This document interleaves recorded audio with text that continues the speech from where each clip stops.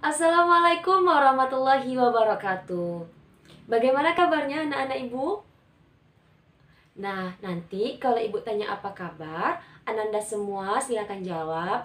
Alhamdulillah, hebat, mantap, luar biasa. Bisa? Kita coba ya. Bagaimana kabarnya anak-anak ibu? Alhamdulillah, hebat, mantap, luar biasa. Wah, tepuk tangan dulu dong untuk kita semua. Udah siap untuk belajar? Oke, mantap. Kalau begitu, bukunya sudah di atas meja?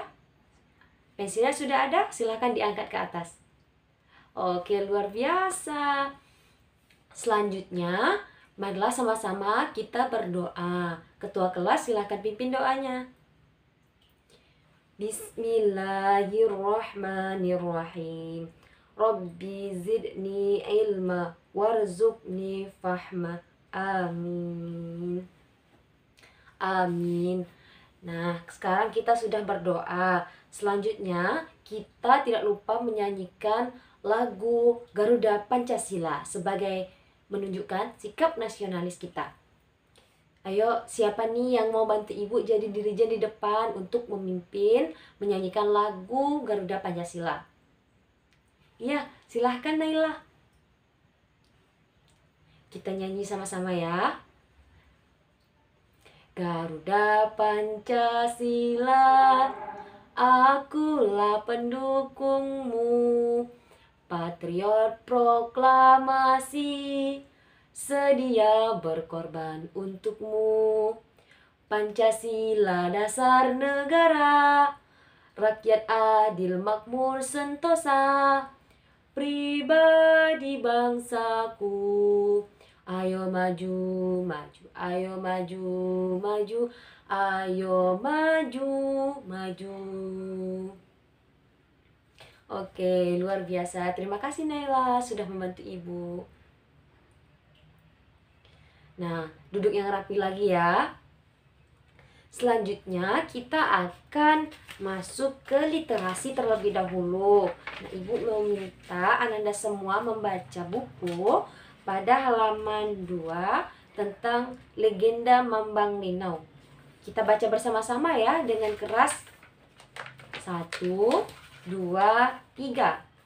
Legenda Mambang Linau. Alkisah, di tanah Bengkalis hiduplah seorang pemuda bernama Bujang Enok. Ia hidup miskin dan sebatang kara. Tak berayah, tak beribu, tak juga bersaudara. Namun, ia adalah pemuda yang baik dan pemurah hati. Pekerjaan sehari-harinya mencari kayu api di dalam hutan, yang kemudian dijualnya ke pasar atau ditukarkannya dengan beras dan keperluan hidupnya yang lain. Oke, stop sampai di situ saja. Nah, terima kasih sudah mau membaca bersama-sama. Nah, sepertinya anak-anak ibu sudah mulai lancar membaca ya. Tepuk tangan dulu dong untuk Ananda semua. Iya, bagus sekali. Ditingkatkan lagi ya membacanya supaya lebih lancar dan tidak mengeja-ngeja lagi. Yang sudah lancar, tingkatkan lagi. Yang belum bisa, ayo semangat. Kamu pasti bisa.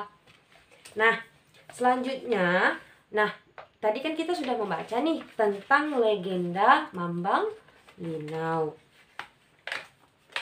Jadi, kita akan belajar subtema 1 pembelajaran 1 yang berjudul Bujang Enok dan 7 Puteri.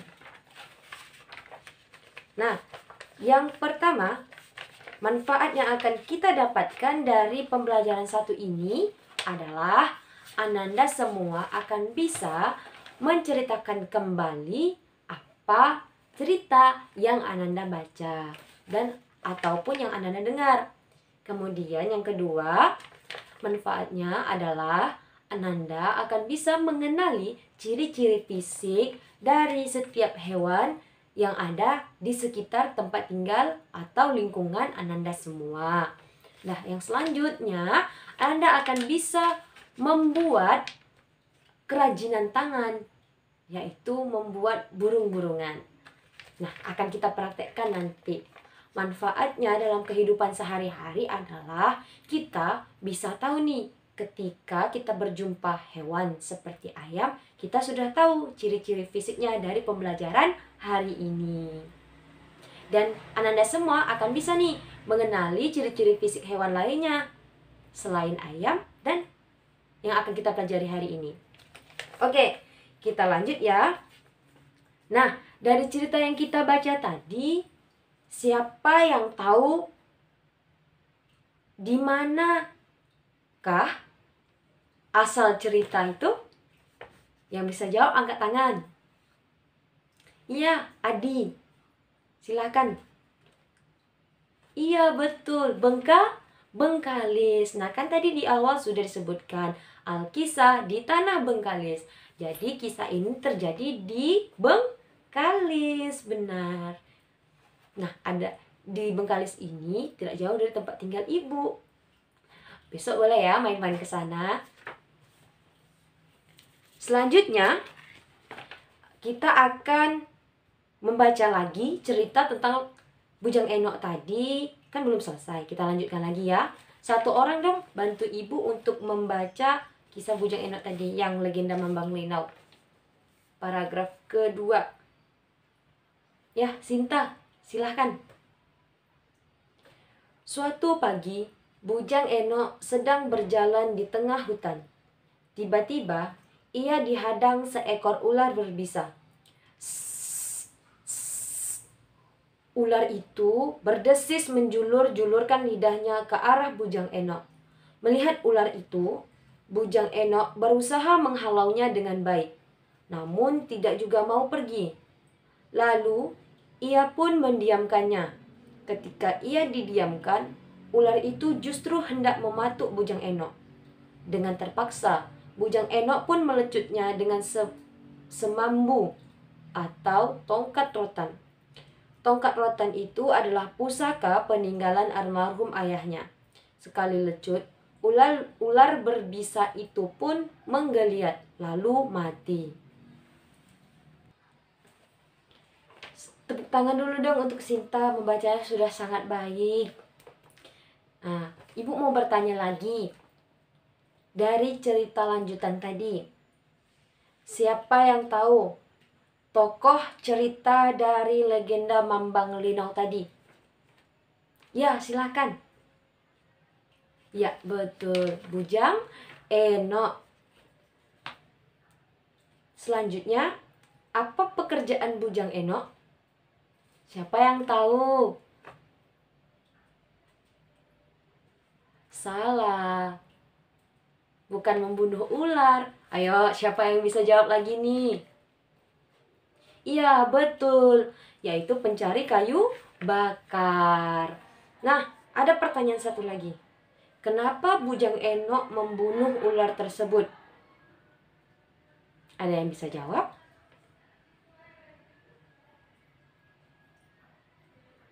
Iya, betul sekali. Karena ular itu hendak mematuknya. Ular itu ada yang berbisa. Jadi, kalau Bujang Enok terkena bisanya, Bujang Enok bisa mati. Nah, kita akan masuk selanjutnya. Di halaman 3. Bujang Enok tinggal di lingkungan yang dekat dengan hutan. Kemudian, di hutan itu kan banyak sekali terdapat hewan-hewan yang hidup di sana. Salah satunya adalah ular tadi. Ular yang dibunuh oleh Bujang Enok. Nah, ibu mau bertanya, bagaimana kira-kira di tempat tinggal Ananda semua? Apakah ada ular juga? Wah, sangat berbahaya ya kalau ular itu memiliki bisa. Kalau mematuk kita, bisa mati dong. Jadi kita harus berhati-hati.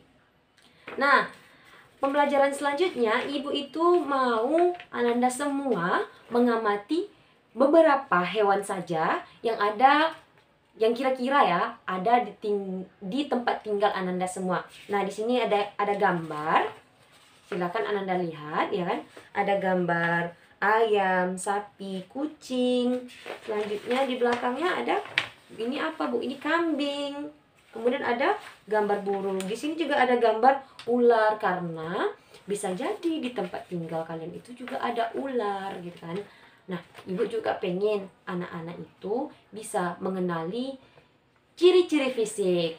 Nah, pelajaran kita selanjutnya itu adalah mengenal ciri-ciri fisik hewan yang ada di sekitar tempat tinggal, termasuk ular, karena ular tadi ada yang ada di cerita dan bisa jadi juga ada di sekitar kita. Jadi Ananda semua harus mengenal ciri-ciri fisiknya. Bisa? Bisa. Oke, ibu minta Ananda mengamatinya secara individu sendiri-sendiri ya, tidak berkelompok. Nah, di halaman selanjutnya ada tabel. Nah, di sini ada nama hewan. Silahkan ditulis nama hewannya. Yang pertama tadi apa? Ada ular. Ditulis namanya. Ular. Kemudian ciri-ciri fisiknya apa? Ibu contohkan saja satu supaya Ananda semua itu mudah. Di sini ada ayam. Tulis di belakang di tabel namanya ayam. Ciri-ciri fisiknya. Nah, ciri-ciri fisik ayam. Ayam itu bisa kita lihat dia memiliki 2 kaki. Kemudian apalagi ini? Ayam memiliki 2 mata. Iya betul, di kanan dan di kiri. Kemudian ayam juga punya bulu yang disebut dengan bulu ayam. Iya, siapa yang punya ayam di rumah? Nah, banyak ya, rata-rata punya ayam di rumahnya. Pasti sudah tahu nih bagaimana ciri-ciri fisik ayam. Oke, sekarang waktunya untuk anak-anak ibu semua untuk mengerjakan tugas. Silahkan ditulis nama hewannya di tabel dan kemudian ditulis juga ciri-ciri fisiknya.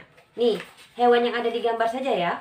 Ada ular, ayam, kucing, sapi, dan seterusnya.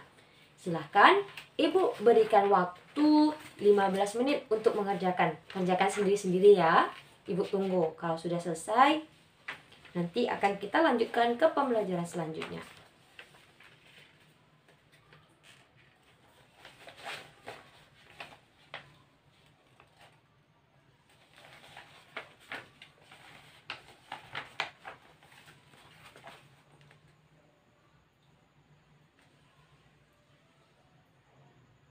Oh, sudah siap ya?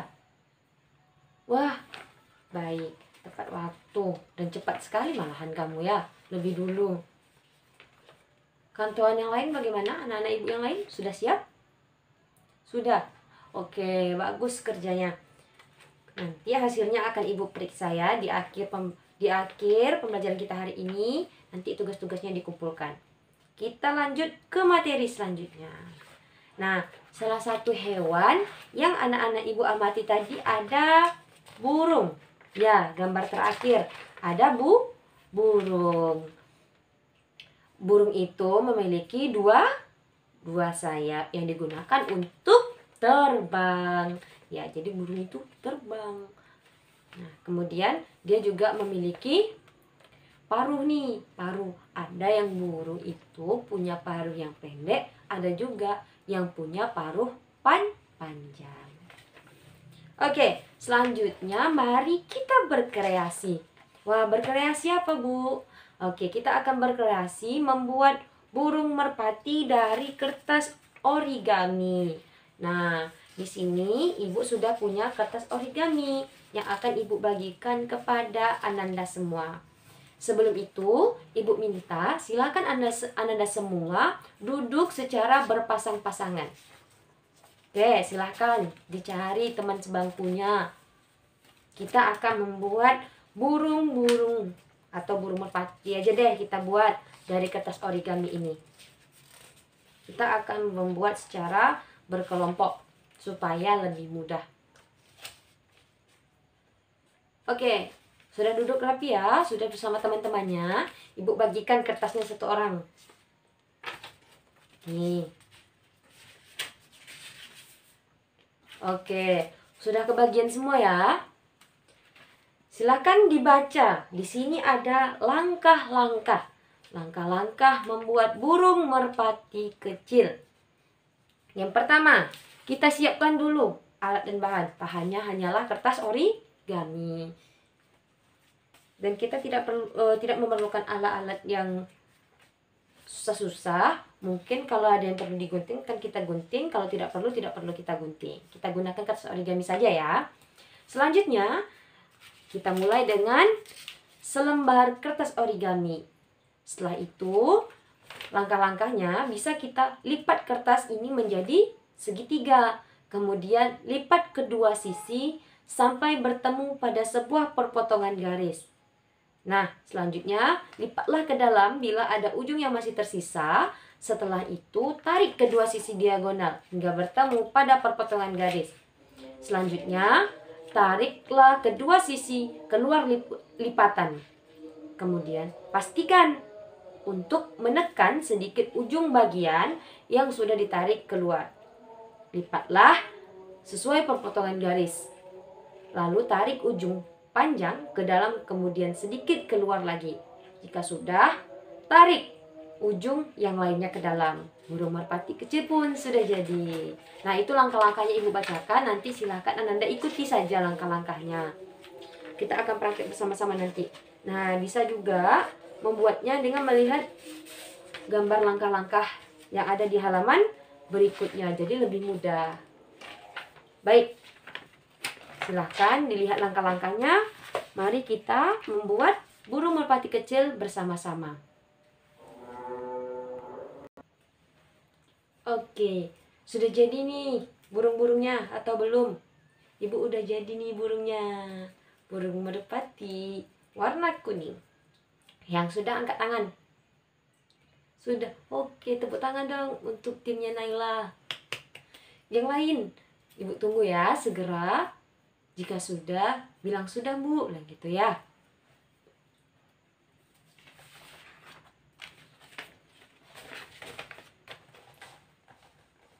Oh, sudah siap semua? Oke, tepuk tangan dulu dong untuk kita semua. Wah, luar biasa anak-anak Ibu ini bisa mengerjakan tugas yang Ibu berikan. Jadi nanti di rumah bisa nih Ananda semua bikin yang lebih bagus lagi. Ini bisa dibuat sebagai hiasan, gantungan pintu, dan lain-lain. Atau gantungan jendela juga bisa, supaya lebih cantik. Atau yang udah punya kamar sendiri, bisa nih ditaruh di kamarnya sebagai hiasan. Jadi, apapun pelajaran yang didapat di sekolah, Ibu harap Ananda semua bisa menerapkannya di rumah masing-masing. Mulai dari mengenal ciri-ciri fisik hewan yang ada di sekitar tempat tinggal, dan kedua adalah bisa membuat mainan atau hiasan seperti ini. Nah, mungkin pembelajaran kita akhiri sampai di sini. Nah, Ibu mau bertanya, bagaimana apa yang Ananda pelajari hari ini? Siapa yang mau jawab? Silahkan. Ya, silahkan. Iya, betul. Yang kita pelajari hari ini yang pertama, kita membaca teks. Kemudian kita disuruh mengingat kembali atau menceritakan kembali dengan menjawab pertanyaan-pertanyaan yang berhubungan dengan cerita. Cerita apa itu? Iya, Mambang Linau. Nah, yang tokohnya itu adalah Bujang Eno. Kisah awalnya adalah kisah Bujang Eno. Kita akan belajar kisah-kisah selanjutnya di subtema selanjutnya atau di pembelajaran-pembelajaran selanjutnya. Nah, untuk pembelajaran 1 kita cukup sampai di situ saja dulu ceritanya. Nah, yang kedua Ibu mau bertanya, bagaimana sih perasaan anak-anak Ibu setelah belajar hari ini? Senang? Alhamdulillah kalau senang.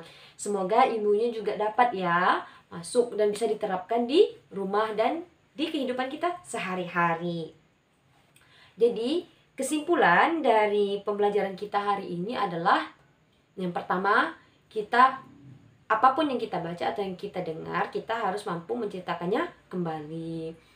Yang kedua, kita bisa mengenal ciri-ciri fisik hewan yang ada di sekitar tempat tinggal kita. Nah, ini juga bisa sebagai antisipasi kita. Contoh, kita sudah mengenali ciri-ciri fisik dari hewan-hewan yang ternyata itu berbahaya, jadi kita sudah mengenalnya. Kemudian selanjutnya kita bisa membuat apa? Iya betul, membuat hiasan. Nah, ini contohnya burung-burung. Gak hanya kertas origami dari kertas koran atau kertas biasa yang sudah tidak terpakai, juga bisa kita manfaatkan. Jadi bisa mengurangi sampah. Betul, kita mendaur ulang. Baik, terima kasih untuk anak-anak ibu semuanya. Sudah semangat belajar hari ini dengan ibu. Semoga kita masih bertemu di hari selanjutnya. Dan semangat terus belajarnya. Baik, kita tutup. Oh ya, sebelum kita tutup, siapa nih yang mau memberikan kesimpulan selain dari yang ibu simpulkan? Ya, Adi lagi. Silakan Adi.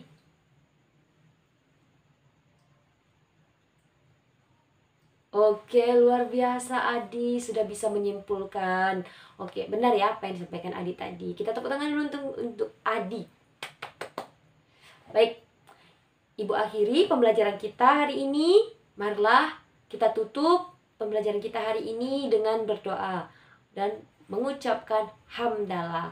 Alhamdulillahirabbil alamin. Baik, assalamualaikum warahmatullahi wabarakatuh. Jangan lupa tugas yang tadi dikumpulkan di meja ibu ya, akan ibu periksa terlebih dahulu.